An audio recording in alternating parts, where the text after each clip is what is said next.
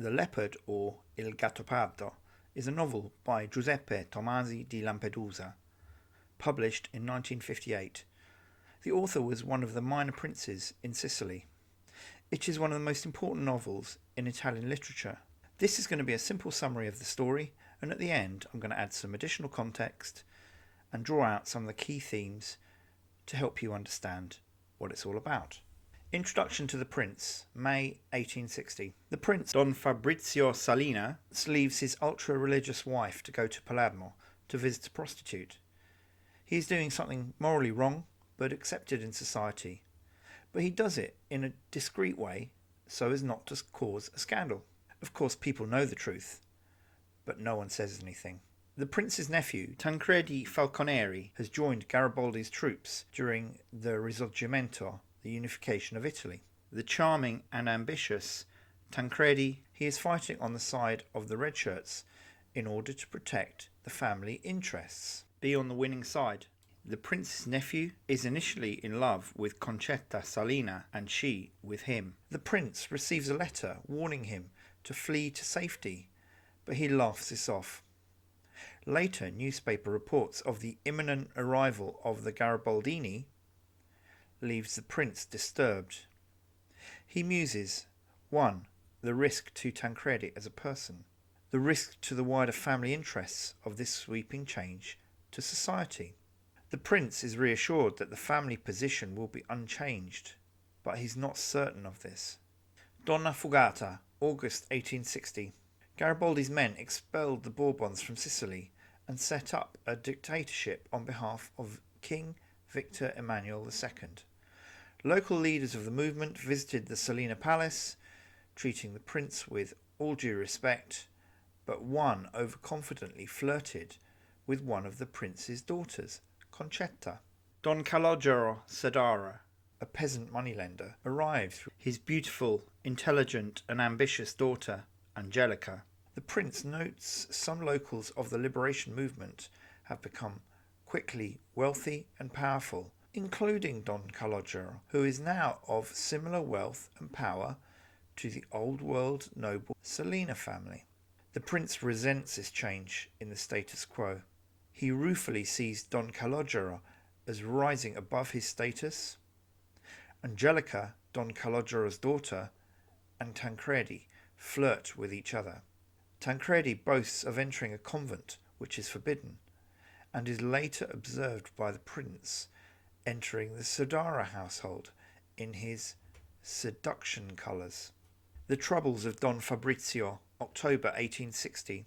Tancredi writes regularly to Angelica rather than Concetta, the prince's daughter. He asks the prince to ask Don Calogero for Angelica's hand in marriage, thinking that the nouveau riche Calogero family union would bring money and status to his family. The prince is surprised by this, but does recognise the obvious practical benefits. Concetta, predictably, is furious to hear of this marriage proposal, but the prince does remind her that she refused an earlier approach from Tancredi, and she does accept this. The prince goes hunting with Don Ciccio. Quote, the animal had died tortured by anxious hopes of salvation, imagining it could still escape when it was already caught, just like so many human beings. During a post-lunch rest, the prince muses that he voted yes to the unification of Italy. Don Ciccio reluctantly admits that as a lowly son of a Bourbon royal gamekeeper, he voted against the unification of Italy. Don Calogero rigged the local election in order to curry favour with the new king of Italy. Don Ciccio observes dryly that the people despise Don Calogero, but, quote, every coin spent in the world must end in someone's pocket. Don Calogero, a peasant money-lender, eloped with Angelica's penniless mother. Angelica's father vowed revenge, but his corpse was later found clearly executed, shot in the back. Don Ciccio describes Angelica's beauty to the prince. Her poise and sophistication, which he observes starkly contrast with her vulgar parents. A shocked prince chides Don Ciccio to speak respectfully of the parents due to the impending marriage between Angelica and Tancredi. Don Ciccio was clearly surprised that the marriage between Tancredi and Angelica was actually going ahead.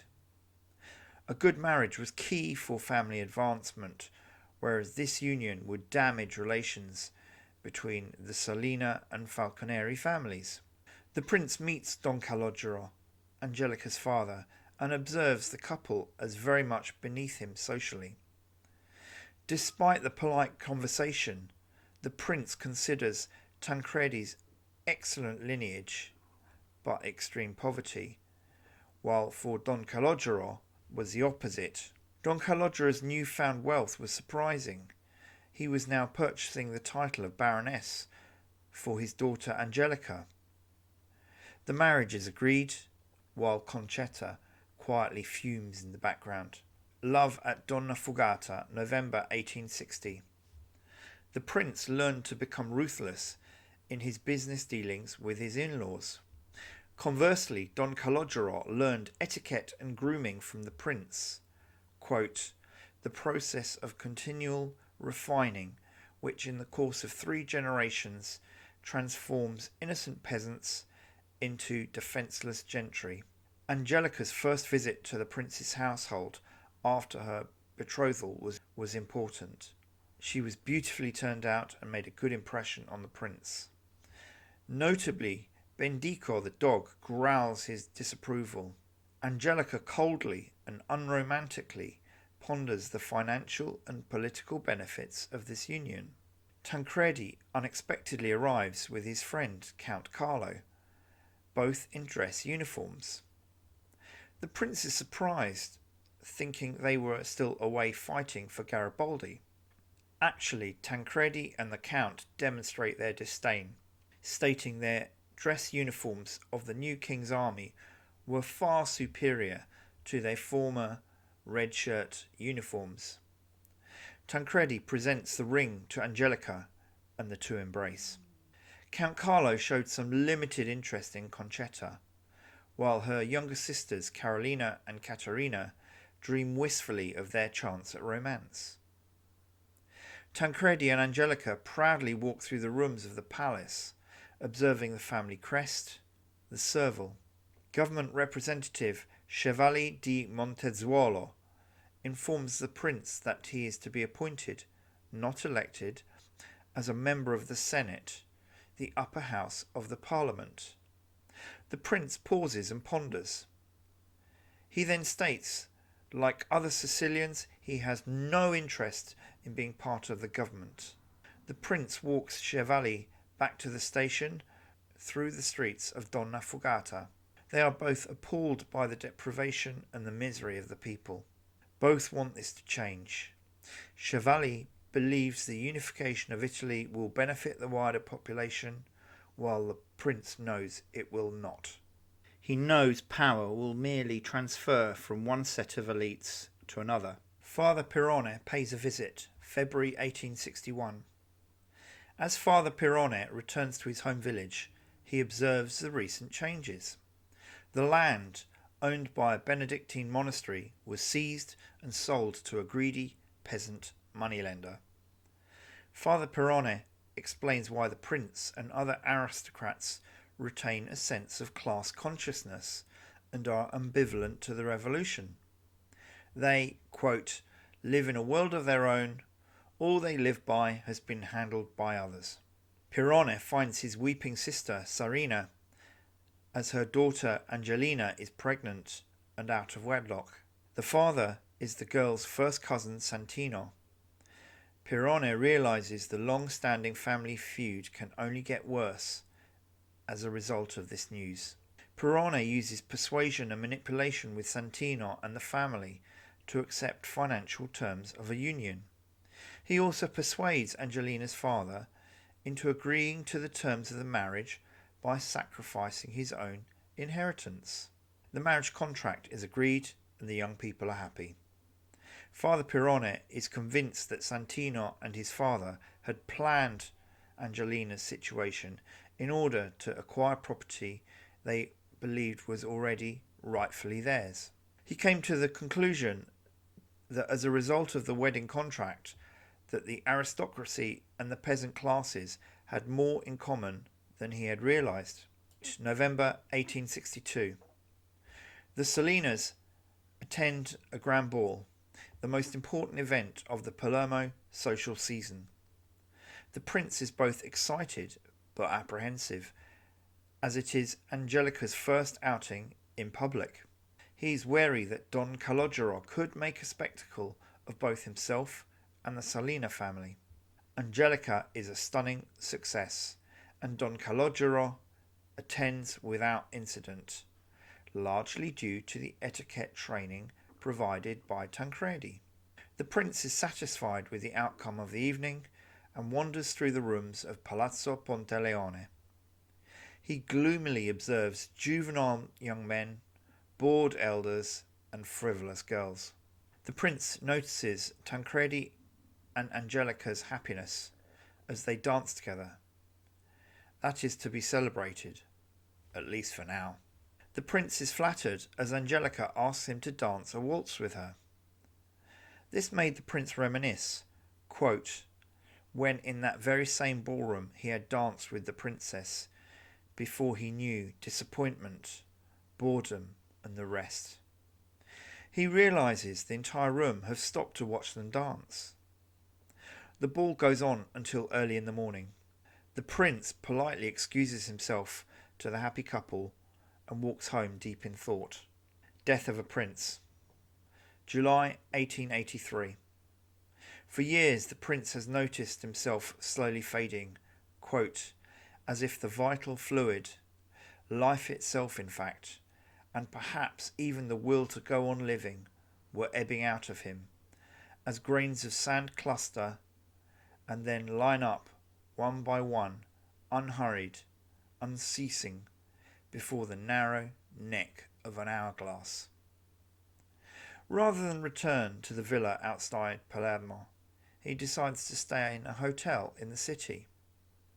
The prince considers the fates of the following: Tancredi's political success in the new kingdom of Italy, the death of Father Pirrone from old age, the death of Princess Maria from diabetes, the death of his eldest son and heir, Paolo, the maturity and dignity of Concetta, his daughter, the strict, unmarried, embittered Concetta, the veritable heir of the enduring traditions of the Salina family.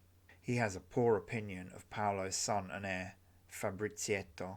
The prince considers happiness, sensual, spiritual, political, and animal, the wonderful dog Bendico, and the sadness, political, sexual, and familial that he has experienced, concluding that of the 73 years he's been alive, he now realises what he has missed. As he dies, his family around him, he sees a young, smiling, beautiful woman appear. The woman helps him to his feet. He viewed her face, and she was, quote, lovelier than she ever had when glimpsed in stellar space. Relics, May 1910. The three daughters of the prince, the strict Concetta, the terse Carolina, and the disabled Caterina, await their visitors. Priests enter the chapel to investigate some apparently fake relics. Concetta reminisces in her bedroom, surrounded by her memories. The remains of her father's beloved dog, Bendico, are now a dilapidated mat. She realises the risk of seizure of fakes, and the associated scandal could damage the Salina's family reputation. The widow, Princess Angelica Falconeri, arrives and happily describes plans to celebrate the 50th anniversary of the liberation of Sicily. She plans to use her contacts with the cardinal to minimise any possible public scandal. Senator Tassoni is a redshirt veteran and a friend of Tancredi, not to mention a former squeeze of Angelica's. Tassoni stated that Tancredi still had a very high regard for Concetta and remained deeply remorseful that he had once lied to Concetta. A stunned Concetta now sees Tancredi in a very different light. Tancredi had loved only Concetta and was living unhappily with his adulterous wife Angelica. Concetta had misread Tancredi's honourable intentions towards her. Concetta realises they had both lived their lives with a broken heart because of her own mistake. Her pride and adherence to tradition proved her downfall. Tancredi was able to adapt to change. She could not. The following day, the fake relics were seized, leaving only a few genuine items behind. Concetta contemplates her possessions from a different perspective now.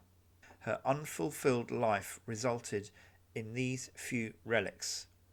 The rotting Bendico rug smells and is thrown out. Quote, during the flight from the window, its form recomposed itself for an instant. In the air, there seemed to be a quadruped with long whiskers, its right foreleg raised in imprecation, and then all found peace in a heap of livid dust. A tragic end to a beloved animal, discarded like the old aristocracy.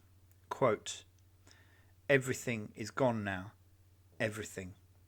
Don Fabrizio once said, quote, we were the leopards, the lions. Those who will take our place will be little jackals, hyenas, and the whole lot of us, leopards. Jackals and sheep will go on thinking ourselves the salt of the earth. What is Gattopardo? Google Translate will tell you Gattopardo is a leopard, and the book's name is routinely translated to a leopard. But actually it's believed Gattopardo referred to a serval, an animal on the Tomasi di Lampedusa coat of arms. The novel was made into a movie directed by Luchino Visconti in 1963. The story, set in 1860, during the unification of Italy, Risorgimento, when Giuseppe Garibaldi's 1,000 red shirts swept through Sicily to defeat the Kingdom of Two Sicilies, Sicily and Naples. This caused some things to change and others to stay the same. The plot tracks the aristocratic Salina family, headed by Prince Fabrizio. Fabrizio is an old-school womanizing aristocrat who anticipated the impact to his family and the wider nobility in Italy as a whole. He tries to resist the change, but is unable to do so. Don Fabrizio Corbera, Prince of Salina, is a Sicilian nobleman caught up in the revolution and the waves of change. Political upheaval altered the class system in Sicily to the benefit of the peasants and the, quote, shabby minor gentry. The concept of rigged election results would be no surprise to a Sicilian reader.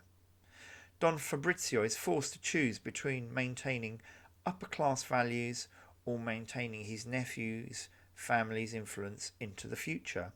He begins the novel loyal to the current rulers, the Bourbons, but also realises the inevitability of the change. This is how the rich elites choose not to be on the losing side. The central theme of the story is the struggle between mortality and decline as the past is progressively lost. The prince symbolises the tradition and former masters whose power is on the wane. Don Calogero, the vulgar merchant who is becoming wealthy and gaining power. The strong influence of the church and how people privately do things differently. For example, aristocratic married men discreetly visit prostitutes to avoid the scandal. Eternity, continuity and resilience to change is fundamental to the culture of Sicilian people. The behaviour of the dog is a key character in the book, and even the dog has a very grim end. Themes of the patriarchal society, the concept of respect, betrayal, mistrust, and revenge. Sicilian families still can fall out over mismatched proposals, as well as when proposals do not end in marriage. This book notes how a dreamy romance is in stark contrast to the unhappy failed marriage of Tancredi and Angelica that will follow. By 1910, note how the prince's daughters desperately cling to former traditions in a society where they are irrelevant. Don Fabrizio is a prince from a noble family which adhered to strict etiquette and rules. Don Fabrizio anticipates the Risorgimento and that the wider population want change. The prince knows that he is the last serval, the animal on his coat of arms. He is the last in his line. With him the old ways will come to an end and be replaced by something worse for him and his family. Don Fabrizio does not embrace this change with any enthusiasm. The old aristocracy is collapsing.